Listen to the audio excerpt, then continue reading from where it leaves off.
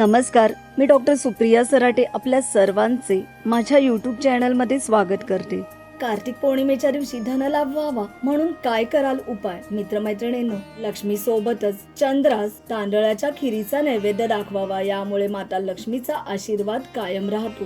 दिवाळीप्रमाणेच घर सजवले जाते, दिवे लावले जातात, यामुळे लक्ष्मी आपल्यावर प्रसन्न होते आणि आपल्याला पैशाची कधीच कमी पडत नाही। कार्तिक पौर्णिमेच्या दिवशी भगवान शिवशंकरांसह माता पार्वती कार्तिकेयांची मनोभावे पूजा करावी। हा दिवस कार्तिकेयांचा जन्मदिवस आहे। पिंपळाच्या झाडाची पूजा करा। उत्तर भारतामध्ये कार्तिक पौर्णिमा या दिवशी देव दिवाळी ही साजरी केली जाते। दिवाळीप्रमाणे घर सजवले जाते, दिवे लावले जातात, यामुळे लक्ष्मी माता आपल्यावर प्रसन्न होते आणि आर्थिक स्थिती मजबूत होते। कार्तिक पौर्णिमेच्या दिवशी भगवान शिवशंकरांसह माता पार्वती आणि कार्तिकेयांची मनोभावे पूजा करावी। हा दिवस कार्तिकेयांचा जन्मदिवस असतो असे मानले जाते। कार्तिक पौर्णिमेला सत्यनारायणाची पूजा करतात, यामुळे घरात सुख, शांती आणि समृद्धी नांदण्यास मदत होते। पौर्णिमेच्या दिवशी गरीब व्यक्तीला पांढऱ्या वस्त्रासह दूध, मिठाई आणि तांदूळ यांचे दान करतात, यामुळे लक्ष्मी प्रसन्न होते।